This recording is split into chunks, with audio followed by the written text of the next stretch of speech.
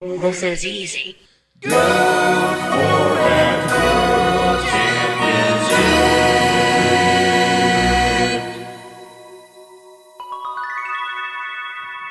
What is up, Go World? This is Kurt, also known as American Time Machine, here to bring you some top 8 coverage from the World Championship of 2025.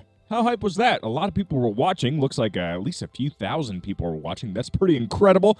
There was a lot of action and a lot of close matches. It seemed like really right up until the end. A lot of people were at the X2 mark, just trying to squeeze into top cut. But we ended up with those close matches, and we ended up with this top cut, and we even had it. JDZ back commentating, which a lot of people were happy about. Someone referred to him as the J Dizzle Zizzle in our chats. I thought that was pretty entertaining. But without further ado, we should get into these lists. This may coincide with an interview at the end or in a separate video. We will keep you posted, but don't worry about that. We'll jump straight into the action. With some top 8 action, we have Chen. Chen is playing some Chaos Turbo. Now, you all know Chaos Turbo. You all know how I feel about Chaos Turbo. I actually love the deck, but sometimes there's not that much to talk about with the standard builds, but it's the World Championship, so I'll go ahead and take a little bit more time, if that's okay. Be a little bit more thorough with this video. Chen is on this Chaos Turbo. He's running 1 Dekoichi in the main deck. We have our other usual ratios of Chaos Monsters, of 2 Chaos Sork. We have 1 Black Luster Soldier, and Breaker the Magical Warrior.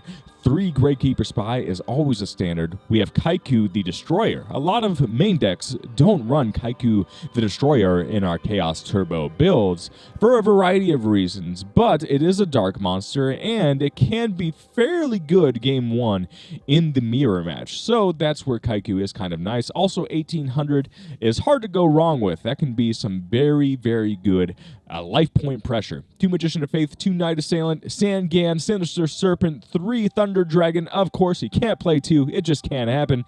We have Tribe Infecting Virus, Tsukiyomi, 1 Book of Moon. I love the Book of Moon. Card Destruction standard. We have our Trinity pieces, of course. We have Heavy Storm, Mystical Space Typhoon, 2 Nobleman Crossout. We have Snatch Steel, Upstart Goblin, 2 of them. No Jar of Greeds, that's unusual. We have Mirror Force and 2 Raigeki Break, Ring of Destruction, Torrential Tribute, and 3 Trap Dust Shoot in the main. Now, I'm saying with this top cut, that's that 3 Trap Dust Shoot, it might have weighed on him in that top cut. Who knows? I have to watch the replays in order to know fully.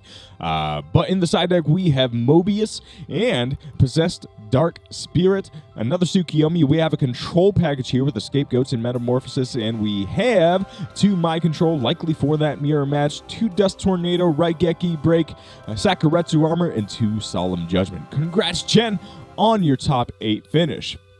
Another top 8, we'll keep it going with another Chaos Turbo. We have Danny Cassie, who certainly made an impact on the stream. More standard ratios with this one, I would say, going with 2 Dekoichi instead of 1 or 3. Other ratios are pretty standard. But we'll go to the trap lineup. We are going with 1 Jar of Greed, 2 Solemn Judgment in the main, and that Torrential Tribute, and 1 Trap Dust Shoot. In the side deck, we have Kaiku, and we have Zombira, very good in warrior matchups for the most part. 1 Book of Moon, also running that control package that we saw earlier. 2 Mystic Walk, although it was not enough to beat Burn in top cut. We have Swords of Revealing Light, 2 Sakuratsu Armor, and another Trap Dust Shoot.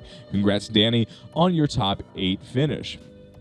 Keep going with Killer, who was 7-1 in Swiss, although he did not play the final round with Ludi Pableon because we knew that they were both guaranteed the top cut. So Ludi just decided to scoop, and in this environment, it really is just anyone's game. So I totally understand saving the mental energy to get into that top cut. But Killer is playing some pretty standard warriors.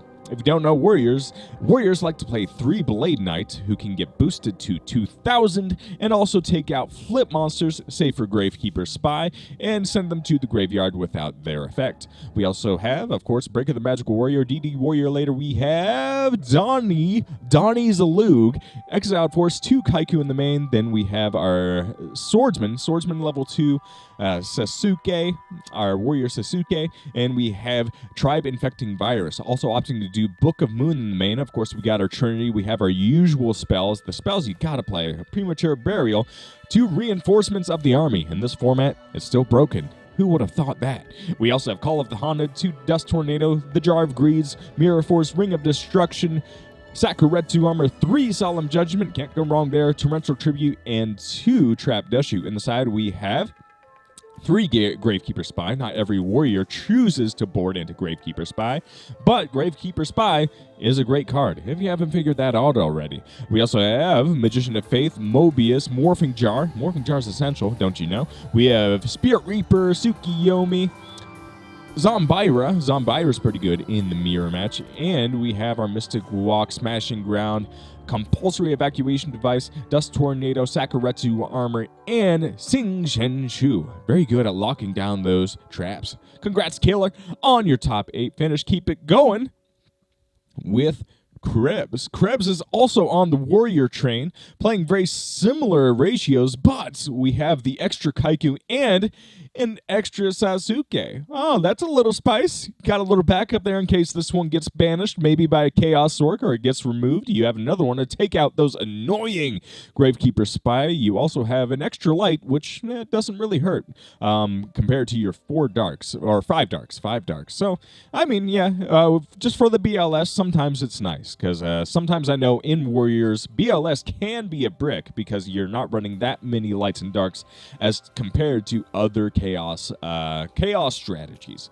But we're playing other pretty normal spells that we seen last time in the last list. Not much to see there, but we're running that 3rd Trap Dushu in the main deck. We have Amazonas Archer, Asura Priest, Cypher Soldier, 2 of them right here. Cliff the Trap Remover, I believe that's the correct name, but can remove traps upon battle damage. Of course, Mobius, 2 Gravekeeper Spy. We have that Mind Control, Smashing Ground. We have 2 Royal Decree. That's interesting. Topping it off with 1 extra Sakuretsu Armor. Good job on your top 8 finish. Now we'll keep her going with some top 4 action. Now we'll get to the first burn list of the day. We got Meru, and I would say Meru's list is as close to regular burn strategies that you've seen over the past few years from what I can tell, but we'll go ahead and go over the card by card. You can't go wrong with the Cyber Jar. Of course, if you didn't know about burn, Cyber Jar and Morphing Jar are going to be essential to your strategies. We also have 3 Des Koala, going to do burn upon flip. It's dependent on how many cards are in the opponent's hand. 400 times that number of card. And then we have Exiled Force.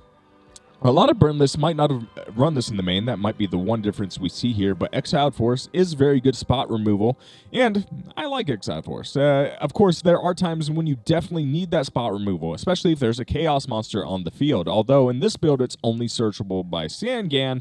Some other builds might play Premature Burial to recycle it, etc., etc. We're running 3 Giant Rat. There's been some discussion that Rat maybe is not the best, but all 3 lists... Oh, I don't want to spoil it. But we have lists that did very well. It's the World Championship. You were running Rat. It did well. Hard to argue with that one. But then we have our 3 Yakugai or Panda. Of course, this guy's angry, and the more angry he gets, the bigger his attack gets. And he gets more angry when there's more monsters on the field. Of course, we have Injection Fairy Lily.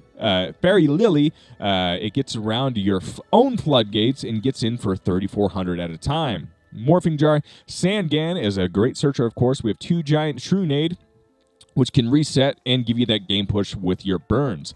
And then we have Graceful Charity, which is part of our normal Trinity, but no of our Delinquent Duo. No copies of that. Of course, a lot of burn strategies don't care about card advantage, so you won't play Delinquent Duo. Swords of Revealing Light, Ceasefire, 2 Gravity Bind, Just Desserts, Magic Cylinder. We have 3 Nightmare Wheel. Then we got 3 Ojama Trio, Ring of Destruction, and 3 Secret Barrel. On the side, we have Amazonas coming back in again. Then we have 2 Cypher Soldier. Then we have Green Kappa. Love Green Kappa. And then that says target 2 spells or traps on the field upon flip and destroy them. It's involuntary, though, so if you only have spells or traps, you got to destroy them, unfortunately. But it's hard to interact with this at the damage step as well, so there are cool interactions with that to be had. Tribe Infecting Virus, Book of Moon. with Mystical Space Typhoon, 2 Knock, Snatch Steel in the side deck. Then we have Mirror Force and 2 Sakaretsu Armor. Of course, congrats Meru for keeping it strong all season and keeping Burn strong for this top cut. Then we got Ludi Pablioni. Should I say Pablione? Pablioni? Either way, I've had the pleasure of dueling this guy all season. Likes a lot of warrior builds, of course. Bringing the warriors back for this one. I think pretty standard ratios with this one, opting for that Book of Moon in the main. But the lone spice in the main deck would be that Sing Chen Chu in the main. That's pretty incredible, and obviously it worked very well in the Swiss rounds, and getting all the way to top four to be correct, is pretty incredible. We have Berserk Gorilla in the side, 2 Cyber Soldier. We have DD Assailant, very cool tech. I like that for the Warrior Mirror match. We have Mataza, Magician of Faith.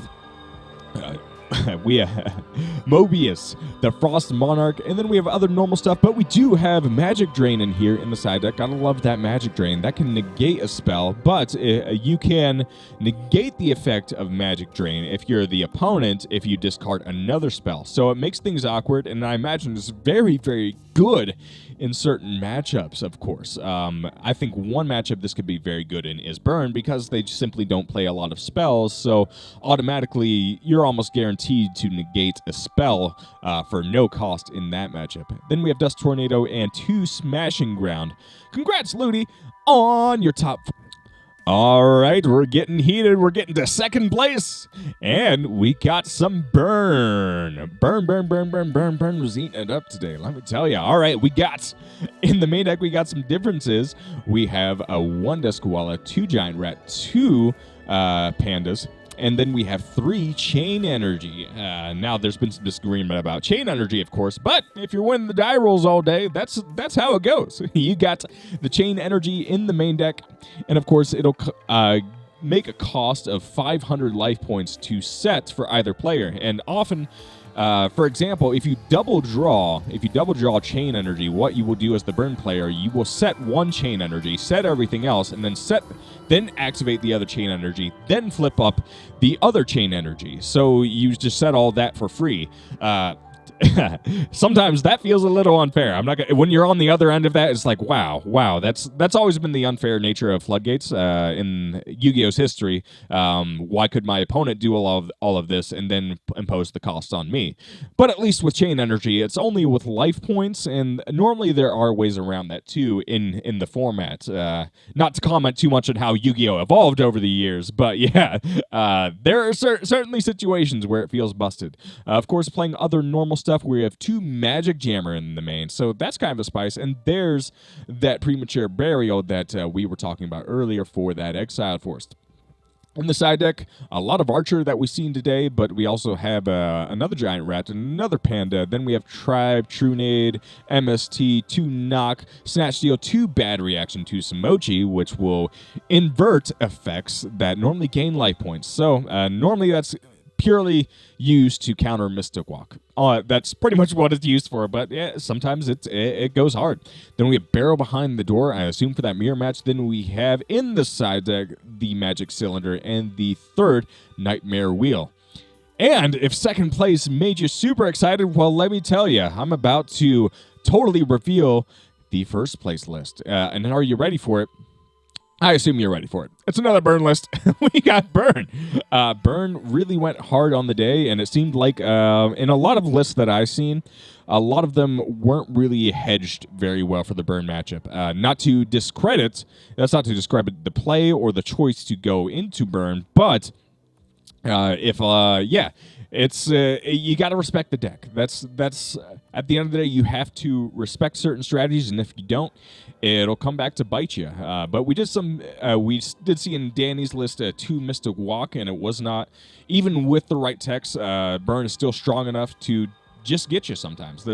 Sometimes there's not much to be done, and that goes for every strategy. And I think that's evidence that the format itself is pretty balanced.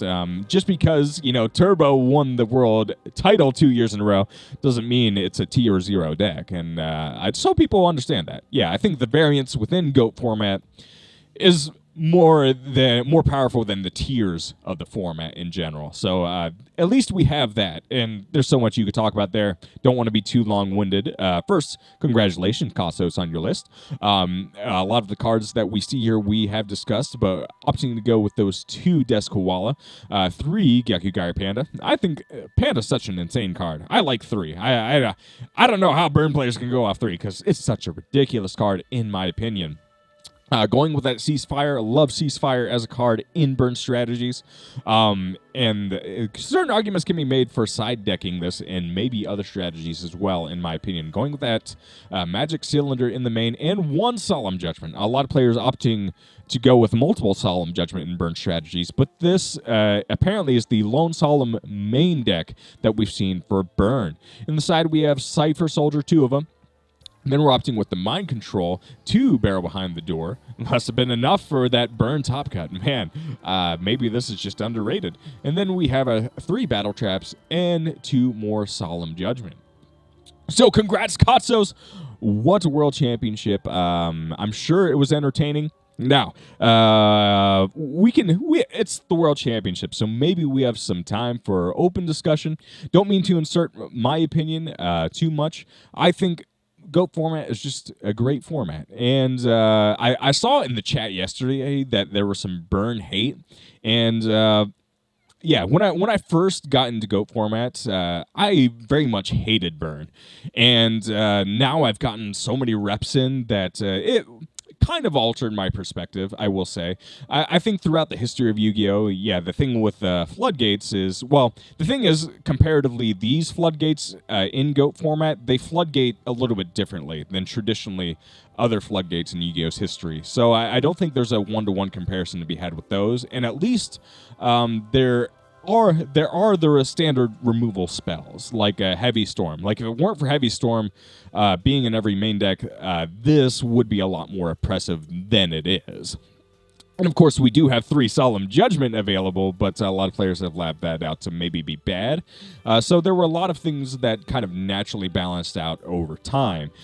So really, the main thing I've always had a problem with, and I think Konami never intended Ojama Trio to be a good card. I think they've designed a lot of cards to initially be a joke, but then players realized, oh, we can actually use this effectively.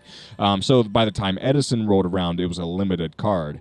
And Trio is a floodgate that you can't really do much about with most cards, inherently. Like, you can Raigeki break one of your own tokens to unlock yourself, of course, and that's just an inherently super negative play. It costs you a lot of resources in order to do that. So that it's the combination of that with everything else that makes it frustrating, I feel, for a lot of players. But that doesn't mean that you can't have fun, or that there isn't a balancing force to burn in the format. I do think there is a balancing force. I do think, although there are unfun game states, like sometimes you do get totally zone locked and there's nothing you can do about it, I don't think anybody objectively considers that fun, but that doesn't define a format, and I don't think it necessarily should be the upfront advertisement when we go into thinking about certain strategies and what they do with the format. I think there is an aspect of having an extra deck. I think there's 5 viable top-tier decks, and having just 1 extra, that doesn't get a lot of love, and there's not a lot of side deck hate for it. I don't think that's such a horrible thing at this point. It's... That's why in Turbo, it's like we can't play Phoenix Wing all the time. It's like, well, Phoenix Wing doesn't deal with floodgates all that well. So, yeah, I hope not to be too polarizing about that. I think Burn, it seems like it's a polarizing deck, because you get either people absolutely love it, they love that it's in the format, or there's people that have strong negative emotions about it. But that's just the thing. It's like, well... It's certainly interactable. I think if you're prepared, I think it's not a tier 0 strategy. Let's just be clear. Burn is not a tier 0 strategy. It's not like it's so oppressive that no other deck can do anything. And I think, GOAT format is not solved. That's another big thing. So once again, I'll just wrap it up there. Sorry for any sort of monologue, but it's Worlds, and it's nice to have some narration. Thank you for JDZ for coming back, giving us some great coverage on the day. I want to thank all the staff involved. I'm not part of the tournament team, so I'm sure that the tournament team had their hands full the entire day. You want to make sure things go correctly on the day. They did very well, and of course, they always do well when it comes to tournament organization. And it really is a miracle, because if there's any money involved with being the tournament staff, it isn't much. And a lot of people will just stream this without very much incentive to do so, and do a lot of work just to try to make people happy and make their lives just a little bit better with a game that was associated with a lot of our childhoods. So I want to thank them for that. And be sure to check out the GOAT Format Discord. Again, I think the main idea is fun at the end of the day. And I think a lot of people are focused on having fun and providing an interactive card game that's a classic. And as we can see, it's not solved. It's not solved at this point. It's very, in my opinion, it is a very balanced format, at least when it comes to deck strategies. And there's a lot of fun to be had. So be sure to check out the Discord, goatformat.com. Check out those. Get in on the tournaments. A lot of them are free, so you can just upload a list and get going right away. Sometimes people need to learn to navigate the Discord, and sometimes it's not that hard, in my opinion, but there's certainly people willing to help you out. My name is Kurt, also known as American Time Machine. Do a lot of music, as you may have heard, and feel free to check that out if you like. Sorry for the self-promo. But hope you're all doing well. Again, check out all that stuff, subscribe, all the usual stuff. I appreciate you guys. Take care. Peace out.